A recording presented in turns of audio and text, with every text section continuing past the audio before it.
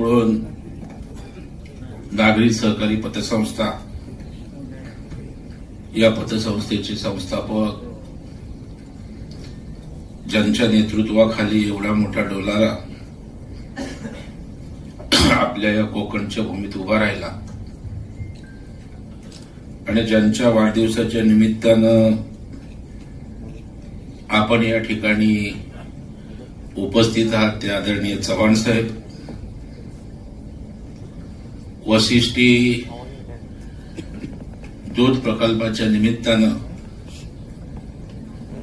एक उद्योजक म्हणून इथल्या शेतकऱ्यांना ज्यांनी हात दिला ते प्रशांत यादव साहेब, उपाध्यक्ष अशोकराव साबळे साहेब,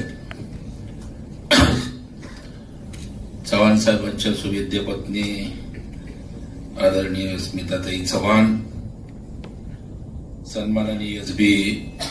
पाटील, ज्यांनी अत्यंत उत्तम अशा प्रकारचं सहकाराच्या बाबतीत मार्गदर्शन केलं, ते सहकारातील जिल्हा उपनिबंधक सोपान शिंदे साहेब,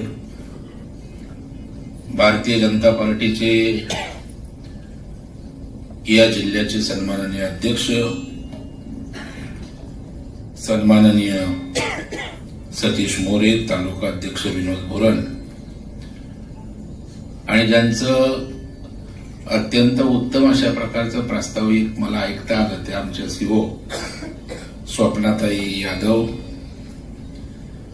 ज्ञानदीप सहकारी पतसंस्थेचे जिजाबा पवार, प्रांत आकाश लिंगाणे, व्यासपीठावरील सर्व सन्माननीय मान्यवर आणि मोठ्या संख्येनं 78व्या वर्षात पदार्पण करणाऱ्या खऱ्या अर्थानं सहकर्मर्षी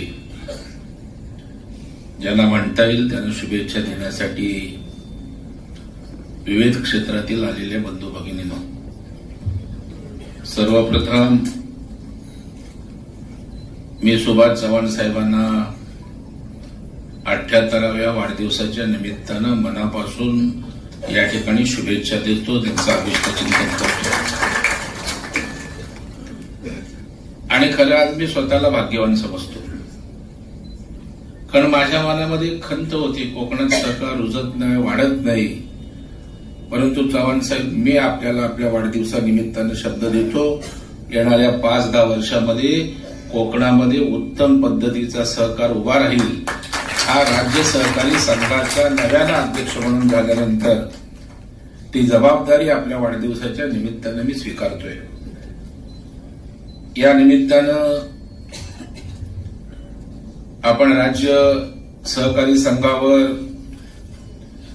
मी अध्यक्ष झाल्याबद्दल त्या ठिकाणी माझा सत्कार आपण या ठिकाणी ठेवला.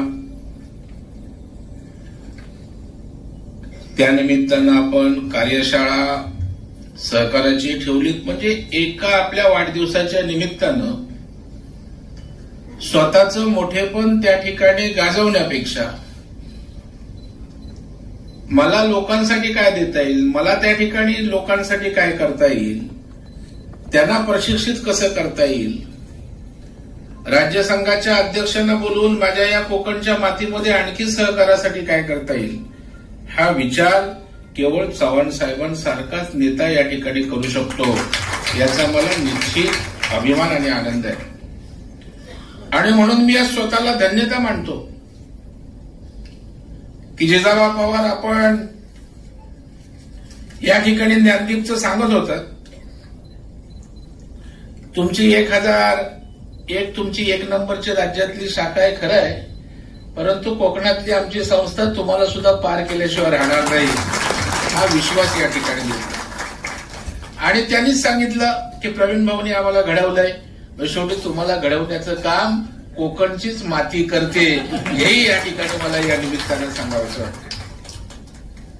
आणि ज्ञानदीपचा पाया जो रचलाय तो आडुलकर नावाच्या आपल्या कोकणातल्याच माणसाने रचलाय, हेही मला एक कोकणचा सुपुत्र म्हणून सांगायला निश्चितपणे या ठिकाणी अभिमान वाटतो.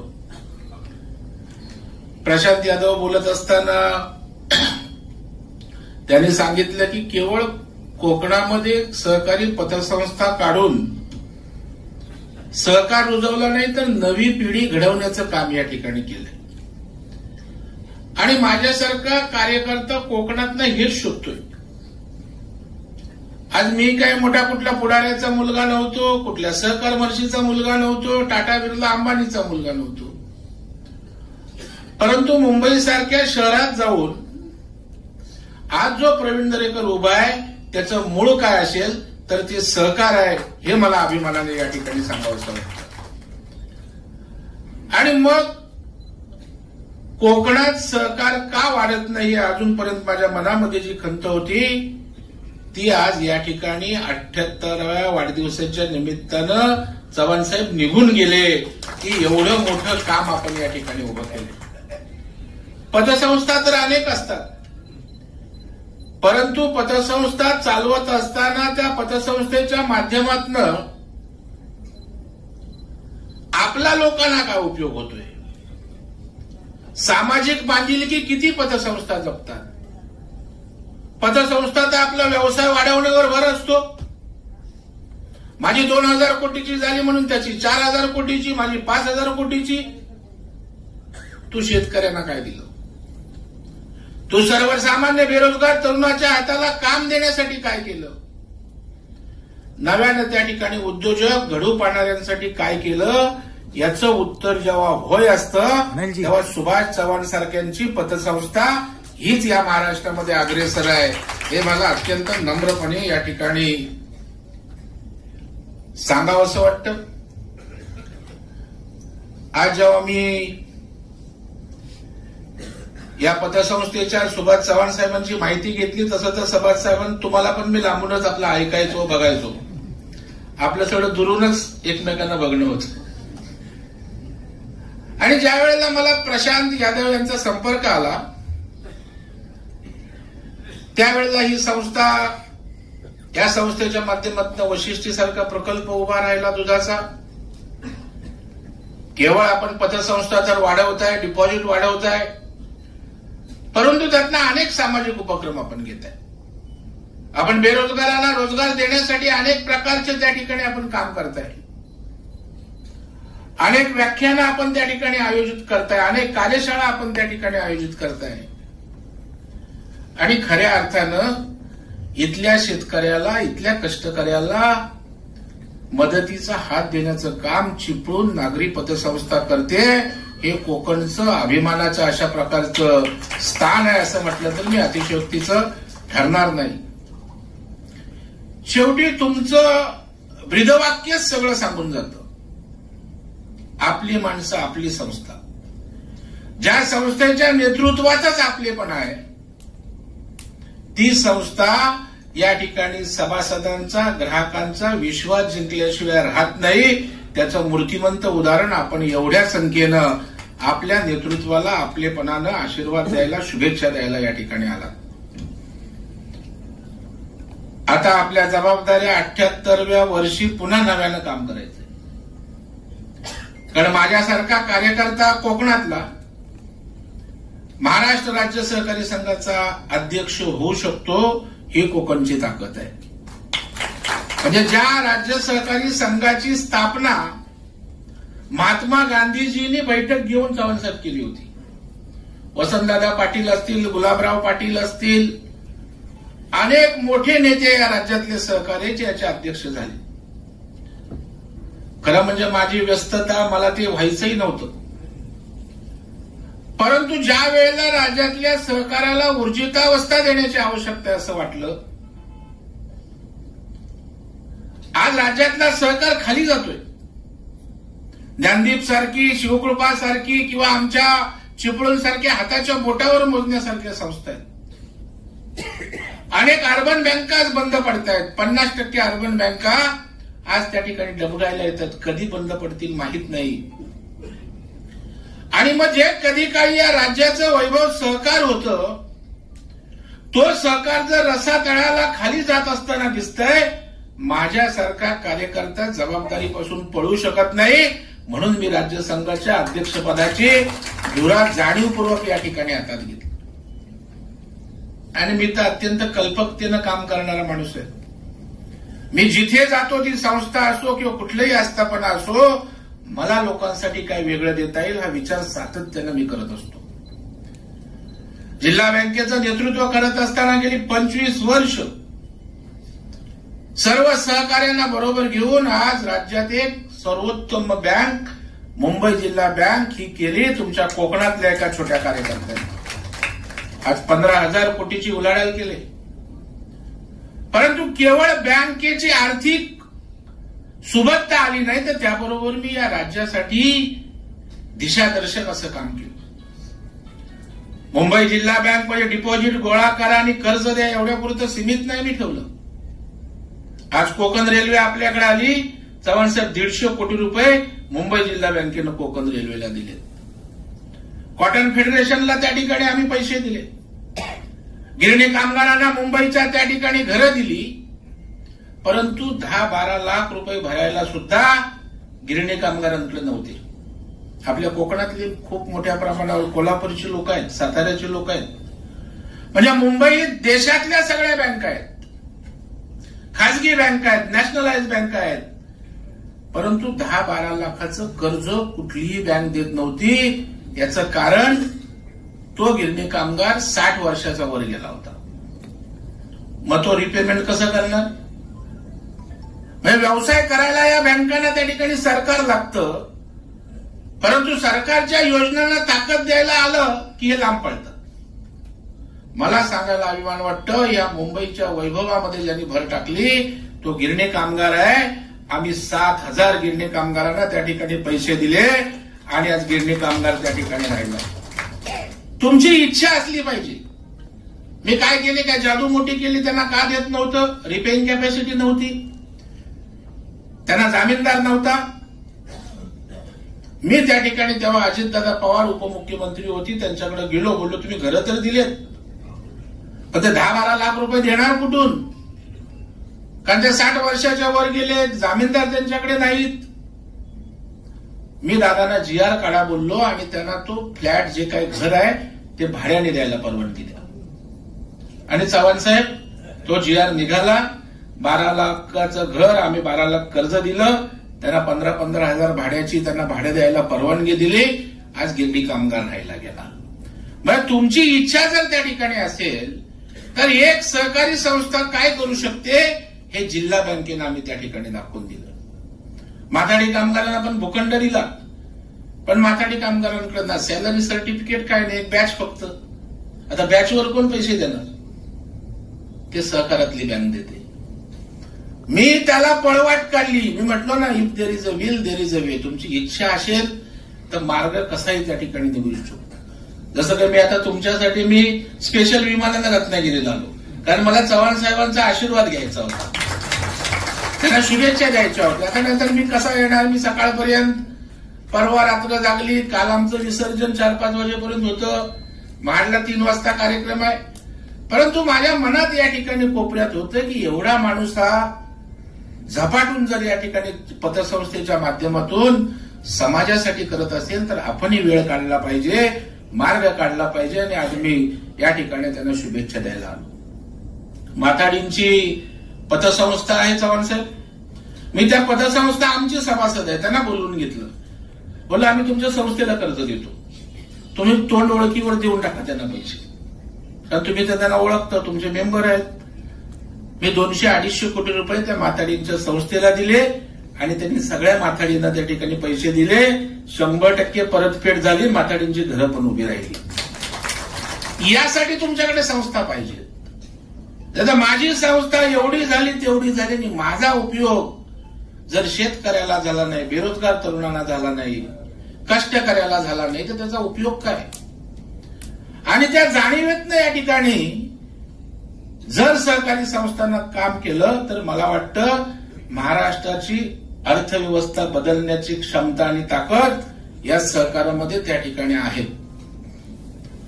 आज आपण बघाल की कधीच देशाचं सहकार खातं नव्हतं, परंतु पंतप्रधान नरेंद्र मोदी साहेबांनी सहकार खातं निर्माण केलं. देशात सहकार पॉलिसी त्या ठिकाणी आणली. एवढं त्या ठिकाणी सहकाराला महत्व दिलं गेलं.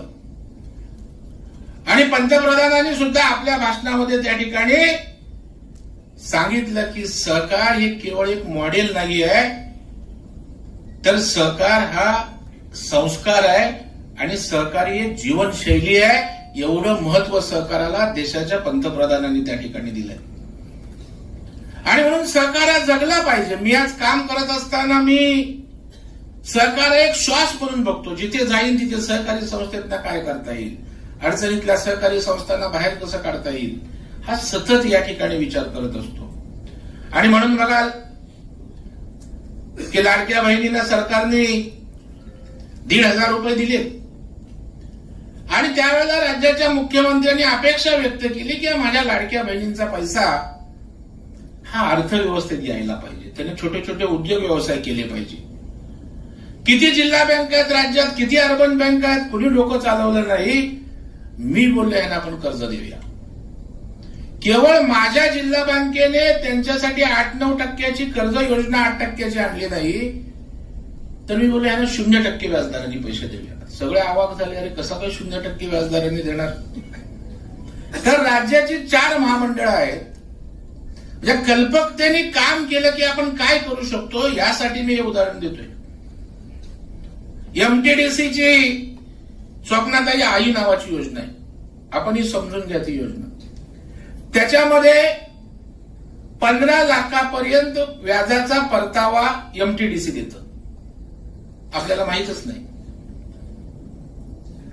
त्या ठिकाणी ओबीसी महामंडळ आहे, ते कर्ज देतं. अण्णासाहेब आर्थिक विकास महामंडळ कर्ज देतं आणि भटक्या विमुक्तांची अशी 4 महामंडळ आहेत जे 30 लाखापर्यंत व्याजाचा परतावा देतात. म्हणून राज्याच्या मुख्यमंत्र्यांना विनंती केली की साहेब मला 0% व्याजदरानं मुंबईच्या 12 लाख महिला भगिनींना पैसे द्यायचे. तर कसं काय, मी काही करायचं नाही, तुम्ही व्याजाचा परतावा जो आहे तो आमच्या जिल्हा बँकेशी सांगड घाला. आम्ही जशी कर्ज देऊ तेवढा व्याजाचा परतावा आम्हाला द्या. आणि राज्याचे मुख्यमंत्री एवढे संवेदनशील आहेत की बोला अरे माझी इच्छा आहे त्यांचे पैसे अर्थव्यवस्थेत आले पाहिजे. बोला उद्योग व्यवसायासाठी साहेब त्यांना पैसे द्यायचे. मुख्यमंत्र्यांनी चव्हाण साहेब ताबडतोब बैठक लावली वर्षावर. 4 महामंडळाचे वरिष्ठ अधिकारी होते. 1 मिनिटात निर्णय घेतला, सगळ्यांचं ऐकून घेतलं, देता येईल देऊन टाका. आणि आज 0% व्याजदराने 200 जणांना मी परवा चेक दिले. 1 लाखाचे चेक 200 महिलांना दिले. बिनव्याजी कर्ज 1 रुपया पण त्या ठिकाणी आपण कर्जाचं त्या ठिकाणी त्यांच्याकडून घेत नाही. आज त्या महिलांना फिजिबिलिटी होणार आहे. त्यांना आता धंदा करताना मला व्याज कुठलंही नाहीये, त्यामुळे ते आणखी गतीनं काम करणार. पण आम्ही सरकारला मदत करतोय. कारण आपण बघाल की आई नावाची योजना, मी जेव्हा त्या एमटीडीसीच्या डायरेक्टरकडे गेलो तेव्हा म्हटलं साहेब 17 करोड रुपये आमच्याकडे पडून आहेत. शिंदे साहेब 17 करोड व्याजाच्या परताव्याचे आहेत. मुलं किती केसेस आल्या, राज्यातनं 7 केसेस आल्यात फक्त. त्यातल्या मुंबईच्या 5 आणि संपूर्ण राज्यातनं 2. म्हणजे सरकार तुम्हाला पैसे द्यायला तयार आहे व्याजाचे, पण पैसे घ्यायला कोण येत नाही, कोण समजूनही घ्यायला येत नाही. कसा आपला विकास होणार. ते काम आपण केलं, ते एका सहकारी संस्थेनं केलं. हे मुद्दाम या ठिकाणी मी आपल्याला सांगतो. आणि म्हणून सहकारात प्रचंड ताकद आहे. आज सहकाराच्या माध्यमातून मी जेव्हा महाराष्ट्रामध्ये मदत करत असतो त्यावेळेला चव्हाण साहेब मला सतत त्या ठिकाणी सल माझ्या मनात असते की माझ्या कोकणात का कोण काय करत नाही. जेव्हा आम्ही त्या ठिकाणी अचलपूर सारख्या ठिकाणी बच्चू कडू आहेत, ते काय माझ्या पक्षाचे नाही आहेत, उलट ते आमच्यावर टीका करणारे. त्यांनी संत्रा प्रक्रिया काढला चव्हाण साहेब. तिकडे 15 कोटी रुपये या कोकणातल्या सुपुत्रांना दिलं. आज कारखाना त्या ठिकाणी सुरू आहे. राज्यातल्या कारखान्यांना आपण पैसे देतोय. अनेक संस्था राज्यातल्या मुंबई जिल्हा बँकेच्या माध्यमातून उभ्या आहेत. मी 10-15 वर्षापूर्वी महाडला मला सत्कार झाला होता किशोर धारियाजी हिरवळ संस्थेत. तेव्हा मी चॅलेंज दिलं होतं आपल्या कोकणातल्या लोकांना. तुम्हाला माहित आहे आमचे ते हे आहेत राणे,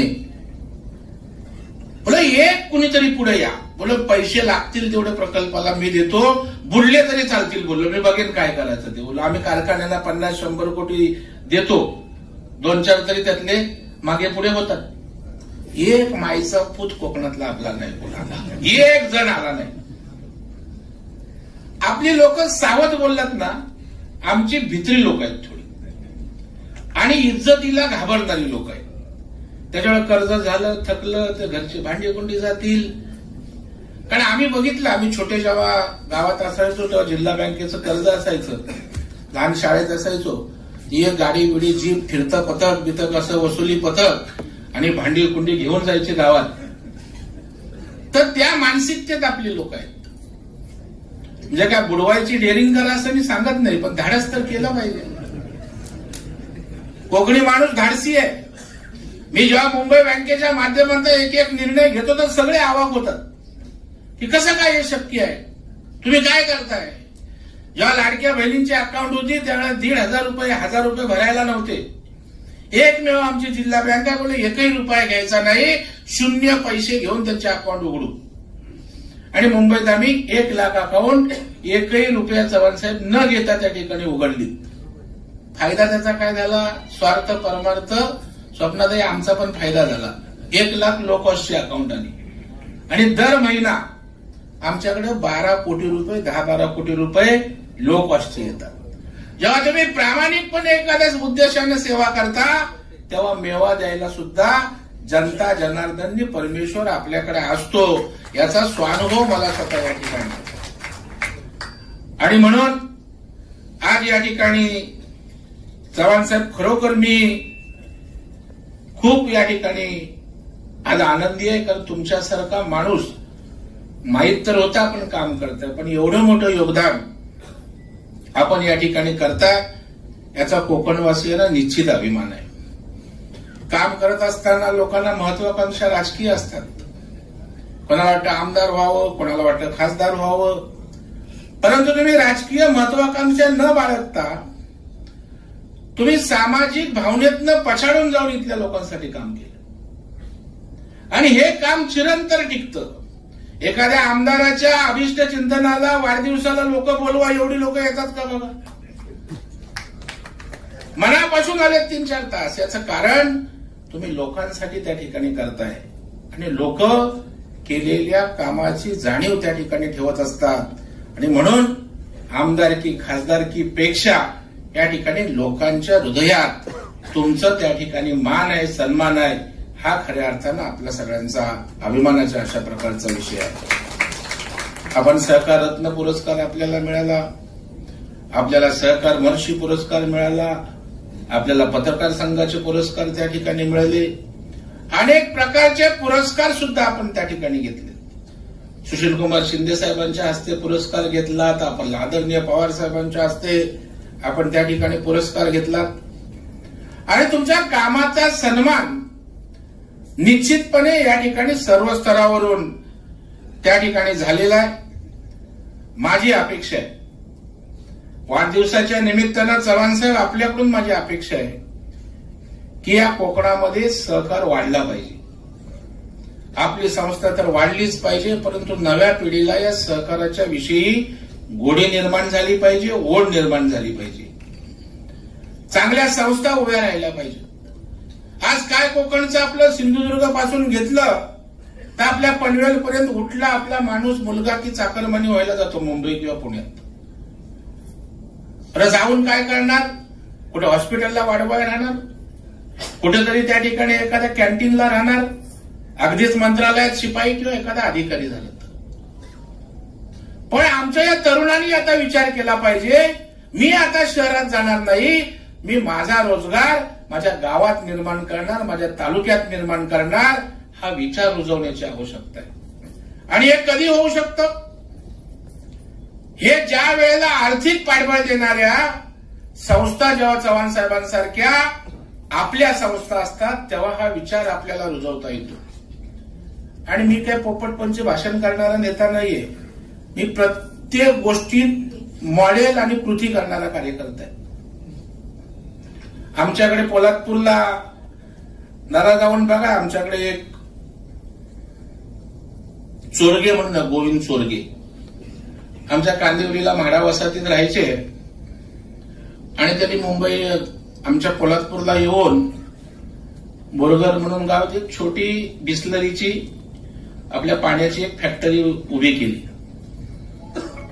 आणि मी त्यावेळेला तो गावाला येऊन सेटल होत होता. तेव्हा मी राज्याचा विरोधी पक्ष नेता होतो आणि मी दौऱ्यावर पोलादपूरला आलो होतो. त्यावेळेला त्यांनी विनंती केली होती की भाऊ तुम्ही आलात की जरा माझ्या फॅक्टरीवर व्हिजिट करा. मी हे कशासाठी सांगतोय की केलं की काही होतं त्याच्यावर माझा पूर्ण विश्वास आहे. आणि मी त्याच्या गावाला गेलो, त्या फॅक्टरीच्या बाहेर गेलो तर ते क्रेट असतं ना ते बाटल्यांचं, ते डोक्यावर घेतलं होतं, स्वतःच भरत होता त्या जीपमध्ये. म्हणजे मालक आणि छोटीशी फॅक्टरी एका गाड्यात त्यांनी 1-2 गाड्यात केली होती. पण त्याचे कष्ट मला त्या ठिकाणी दिसले की हा माणूस स्वतः त्या ठिकाणी मेहनत घेतो, याला ताकद देण्याची आवश्यकता आहे. ज्याच्या रक्तात असतं ना दुसऱ्याला उभं करायचं. मी त्याला बोललो तू वाढवत का नाही धंदा? तर बोललो हो पैसे कुठे, मी मुंबईचा रूम होता म्हाडात तो विकला, जे काय पैसे मिळाले 90 लाख रुपये, त्याच्यात जेवढं जमेल तेवढं केलं. मी त्याला मुंबई बँकेत ये बोललो. मुंबई बँकेत बोलवलं आणि त्याला 2 कोटी रुपये पाहिजे होते. तर मी अधिकाऱ्यांकडे पाठवला. तर अधिकारी म्हणजे लवकर काम न करणारे ते अधिकारी, त्यांनी सांगितलं मॉर्गेज काय तुझ्याकडे, 2 कोटीचं कर्ज द्यायचं, कशाच्या आधारे तुला द्यायचं? तर त्यांनी सांगितलं नाही माझ्याकडे काहीच नाही द्यायला. तो निराश होऊन माझ्या केबिनला आला चेअरमनच्या, तुला काळजी करू नको बोललो. मी त्या अधिकाऱ्यांना बोलवलं, म्हणजे माझं मोठेपण सांगण्यासाठी नाही, तुमच्या इथून असलं पाहिजे. माझ्या बंगल्याची कागदपत्र मी ओरिजिनल त्या ठिकाणी दिली, बोले ह्याला 2 कोटी रुपये देऊन टाका. आणि जाऊन आज बघा त्याचा कारखाना उत्तम पद्धतीनं पोलादपूरला त्या ठिकाणी पाण्याच्या कंपनी बाटल्यांचा मोठा व्यवसाय तो करतोय. 1ही रुपया थकला नाही. कोकणातला माणूस कधीच पैसे थकवत नाही. हे उदाहरण एवढ्यासाठी सांगितलं की तो मुंबईत येऊन गावात व्यवसाय करू शकतो. आमचे कोकणचे तरुणी हे कधी करणार? आणि आज मी आश्वस्त करतो की मी जर महाराष्ट्रातल्या प्रकल्पांसाठी त्या ठिकाणी पैसे देत असेल, कोकणातले जेवढे तरुण म्हणून प्रकल्पासाठी पुढे येतील, सहकारी तत्वावर विशेषतः लागेल ते पैसे त्या ठिकाणी माझ्या बँकेच्या माध्यमातून आपण चव्हाण साहेब आपण कन्सोर्शियम करू. आपली कितीची मर्यादा आहे मला माहित नाही, किती आहे आपल्या हायेस्ट? 2 कोटी. एखाद्याला 25 कोटी लागले, तुम्ही 2 कोटी द्या, 23 कोटी मी देतो. करा सुरू, आपण करा. 5 मॉडेल स्वप्नात आहे तुम्ही, 5 प्रकल्प आपण करा, कारण शेवटी कुणीतरी करावं लागतं. आणि आज त्या ठिकाणी अशा प्रकारचे जर 5 प्रकल्प, आज काय महाराष्ट्रात परिस्थिती, आज त्या ठिकाणी शेतकरी आज पश्चिम महाराष्ट्रात गेलं तर 4-4, 5-5 पिकं घेतात. आपल्याकडे काय परिस्थिती आहे, आपण एकच पीक घेतो. आज त्यांच्याकडे कारखाने आहेत, साखर कारखाने आहेत, तिकडे आर्थिक सुबत्ता आला. आमच्याकडे काय, आमचे पण आंबे त्या ठिकाणी भैया आम्हाला सांगणार देवगड का हापूस आहे. अरे बोललो आम्ही देवगडचे आहे. माझा मित्र संजय घाडी म्हणून आहे, तो देवगडचा, वाडा पडेलचा. त्याला उत्तर भारतात आले बहुधी अच्छा आम आहे, देवगड काय. ही परिस्थिती आहे आपली. म्हणजे तुझं आहे तुझं पाशी, परंतु तू जागा चुकलाशी. कोकणात सौंदर्य आहे, वैभव आहे, आज काजू आहे, आंबा आहे, मासेमारी आहे. आज पर्यटनाच्या माध्यमातून आपण बरंच काय करू शकतो. दुधाचे प्रकल्प वशिष्ठीसारखा तर उदाहरण आपण केलेलं आहे. माझं असं म्हणणं आहे, प्रशांतजी केवळ आपण उभं राहून चालणार नाही, आपण इतरांनाही आता उभं केलं पाहिजे. आपण अँबॅसेडर बना आमचे चव्हाण साहेब. आणि आणखी दुधाचे प्रकल्प, आणखी आंबावर प्रक्रिया करणारा उद्योग, अजून काजूवर प्रक्रिया करणारे उद्योग जेव्हा 5-10 चांगले मोठे उभे राहतील ना, तेव्हा खऱ्या अर्थानं तरुणांमध्ये आत्मविश्वास येईल की नाही होऊ शकतं. आज केलं ना प्रशांत यादवनी, का होऊ शकत नाही? आणि त्याच्यामुळे आज तुमच्या माध्यमातून आपण सुरू करू. तुम्ही स्वतः जातीनं लक्ष घाला चव्हाण साहेब. अशा प्रकारचे सहकारी तत्वावर आपल्याकडे प्रक्रिया उद्योग केले, त्या उद्योगांना आपण पैसे उपलब्ध करून देऊ. हा प्रवीण दरेकरांचा आज तुम्हाला शब्द आहे. तुम्ही पुढाकार घ्या. कारण मलाही वाटतं ना, मी राज्यभर फिरतोय, माझ्या कोकणात काय होत नाही. आज मला केवढा चिपळूण नागरी पतसंस्थेचा अभिमान आहे. आमचा जिजाबा आपला नेहमी माझी 1 नंबर, राज्यात 1 नंबर. मेहनती आहेत ते. परंतु जिजाबा तुमच्या 32 वर्षाची त्यांची कारकीर्द आहे, तुमच्याकडे 47 वर्षाची कारकीर्द आहे आणि तुमच्या 50% आलेत ती. त्याच्यामुळे मला वाटतं कोकणात ही प्रचंड पोटेन्शियल आहे, आपल्याकडे प्रचंड स्कोप आहे आणि सुदैवानं पैशाची अजिबात अडचण नाही. हे बघा, जेव्हा आपण प्रामाणिकपणे एखादं पाऊल टाकतो ना, आपोआप सगळ्या गोष्टी जमून येतात. मी मुंबईमध्ये सेल्फ डेव्हलपमेंट आणलं की नो बिल्डर, कारण मी सगळ्या गोष्टी कल्पकतेनं करतो. बिल्डरकडे लोक का जातात, तर बिल्डर पैसे लावतो आणि परवानग्या बिल्डर आणतो, का अंडर टेबल वगैरे द्यावं लागतं, ते सगळं करतो.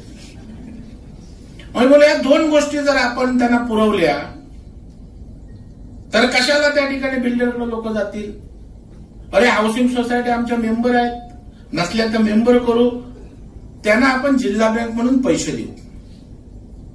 एक निर्णय आमचा झाला आणि नंतर देवेंद्रजींना भेटलो. अर्थात मी एवढं सगळं धाडस जे करतो ते केवळ देवेंद्र फडणवीस नावाच्या माणसामुळेच करतो.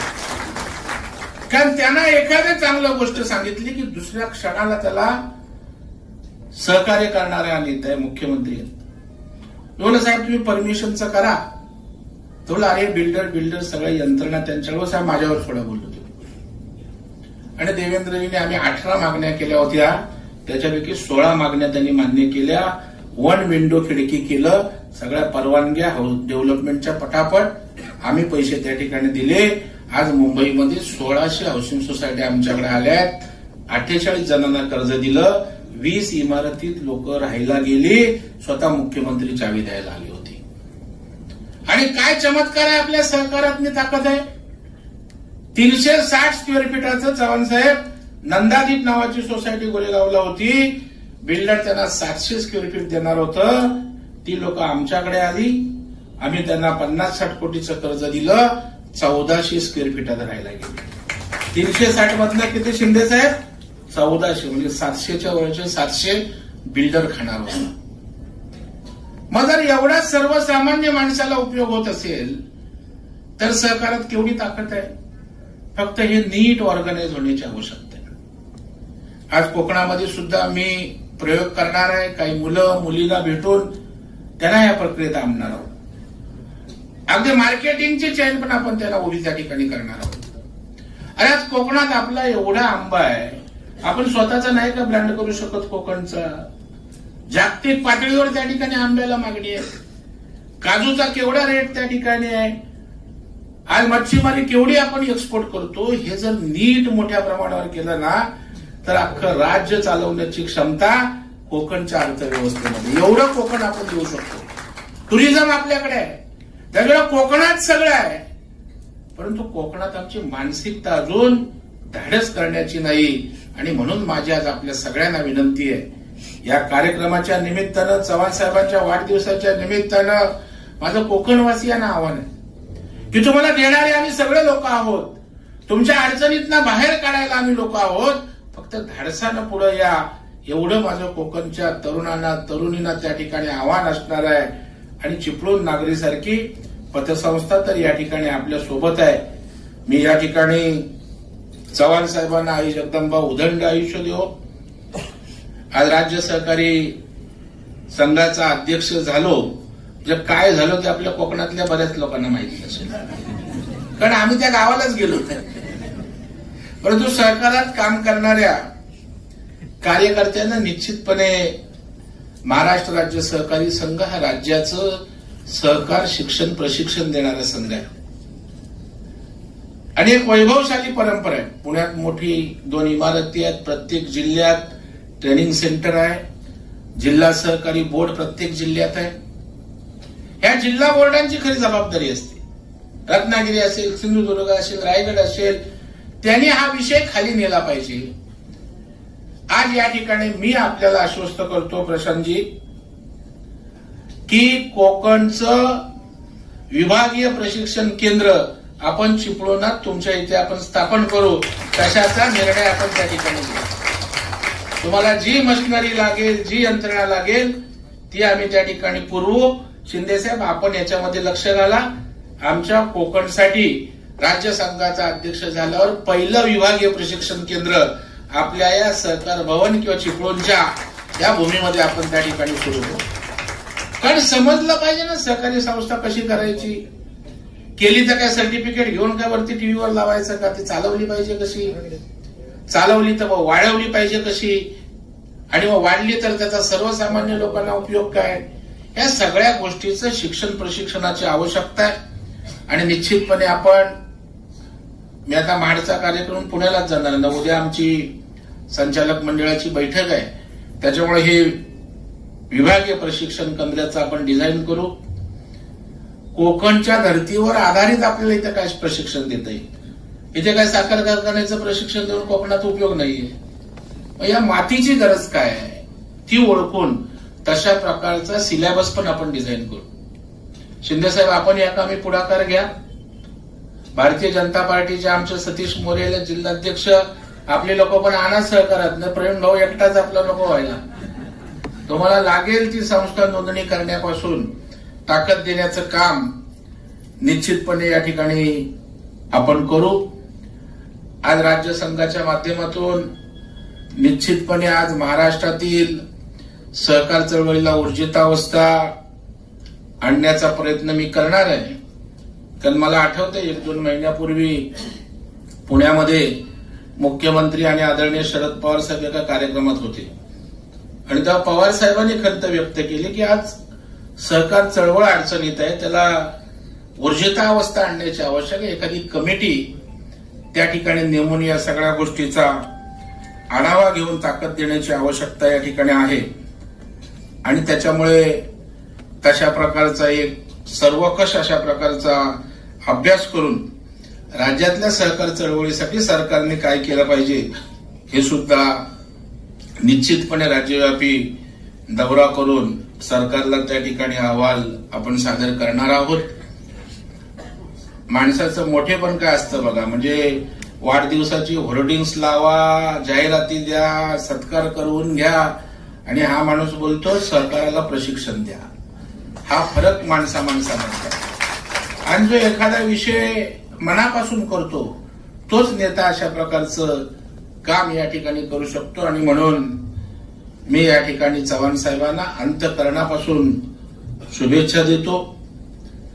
चव्हाण साहेब, आपल्या माध्यमातून कोकणामध्ये थोडा वेळ आपण द्या. प्रकृती पण आपण व्यवस्थित आहे, देव आणखी ठणठणीत ठेवो.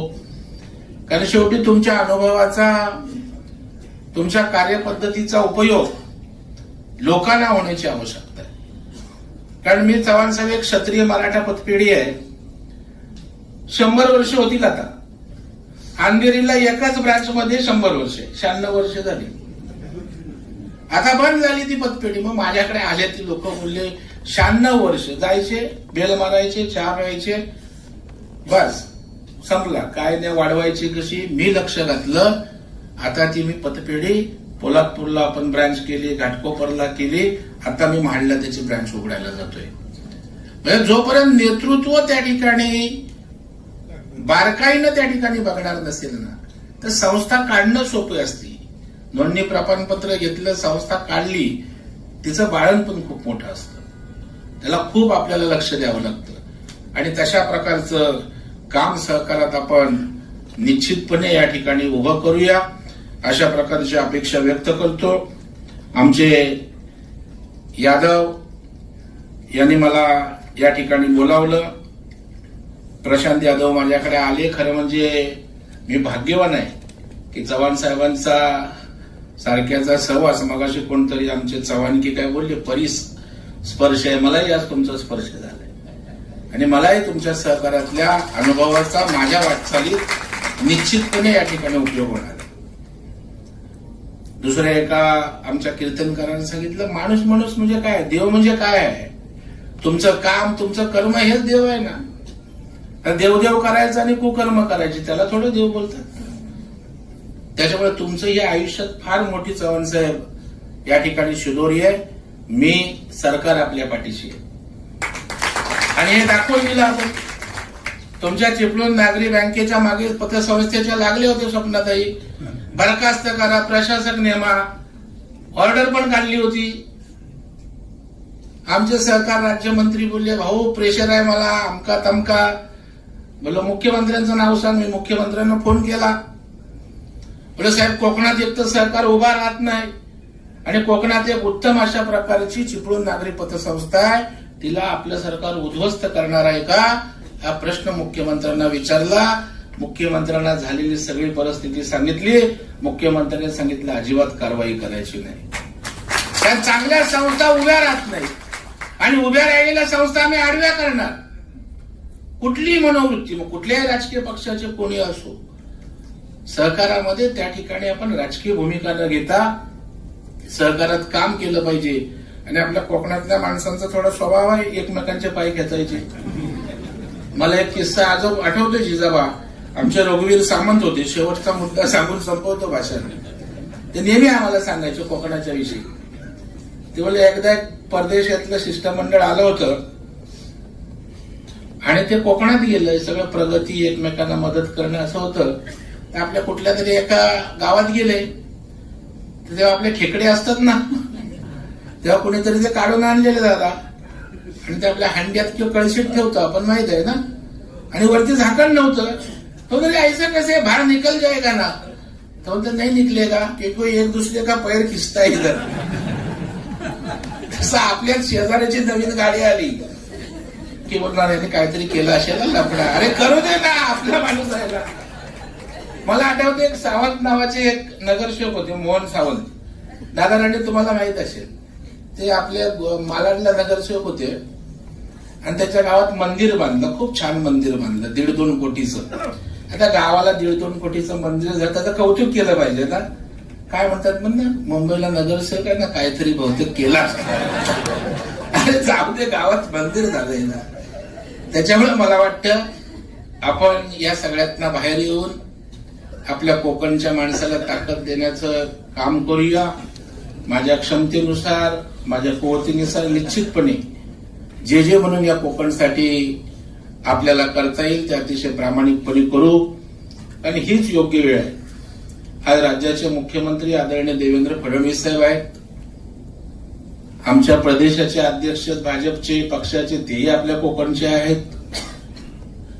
नितेश राणे आहेत. त्याच्यामुळे आज सगळीकडे आपली लोक आहेत आणि सगळ्यात महत्वाचं म्हणजे राज्याचे मुख्यमंत्री मी सांगितल्यावर चांगल्या कामाला कधीच नाही बोलत नाहीत. त्या ताकदीवर आणि हिमतीवरच आज तुम्हा सगळ्यांना आवाहन करतो की आपली लोक मुंबईला, पुण्याला जाऊन चाकरी करण्यापेक्षा 4 नोकरी देणारे आपण निर्माण करूया. तरच त्यांचा वाढदिवस खऱ्या अर्थानं साजरा होईल. आणि तो शब्द आज आपण त्यांना या ठिकाणी देऊया. प्रशांत, आपण पण त्या ठिकाणी आणखी प्रकल्प कसे उभे राहतील. पहिलं तुमच्यासारखा माझ्या माडला एक प्रोजेक्ट करून द्या, आपण त्या ठिकाणी मी पैसे देईन, मला ते व्यवस्थित उभं करून द्या. आणि डेअरिंग करायचे. आपण डेअरिंगवरच इथपर्यंत आलो. मी मुंबईत गेलो, माझा राहायला घर नव्हतं, मी मामाच्या गॅलरीत झोपायचो, परंतु डेअरिंग माझ्यात खूप आहे. आणि एकदा चांगल्या उद्देशानं चांगलं धाडस केलं तर आपल्याला अपयश कधीच येत नाही, यावर माझा पूर्ण विश्वास आहे. मला आज खूप आनंद होतोय की आज ह्या मंडळींचा सहवास त्या ठिकाणी एका कारणानिमित्त झाला, परंतु एवढी जवळीक आल्यानंतर निश्चित कोकणच्या सहकारामध्ये चिपळूण नागरी आणि चव्हाण साहेबांचं भविष्यात मोठं योगदान राहील. त्यांना मी त्यासाठी त्यांच्या मागे लागेन आणि त्यांना जी मागे ताकद लागेल ती मी आणि सरकार सारी देऊ, अशा प्रकारचा विश्वास या ठिकाणी व्यक्त करतो. त्यांना मनापासून शुभेच्छा देतो. मला या ठिकाणी बोलावलं, सन्मानित केलं, आपल्यासमोर बोलण्याची या ठिकाणी संधी दिली, त्याबद्दलही आपले आभार व्यक्त करतो. आणि आमच्या महिला स्वप्ना यादव यांचं खरं आपण अभिनंदन केलं पाहिजे. कारण ती महिला भगिनी आज सीओ म्हणून या ठिकाणी एका जिगरीनं या ठिकाणी संस्था आपल्या वडिलांची पुढे नेण्याचं काम अत्यंत प्रामाणिकपणे करते. तिलाही मी मनापासून शुभेच्छा देतो.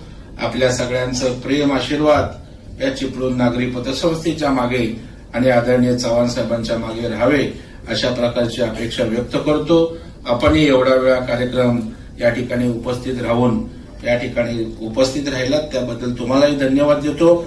जय हिंद, जय महाराष्ट्र, जय सरकार.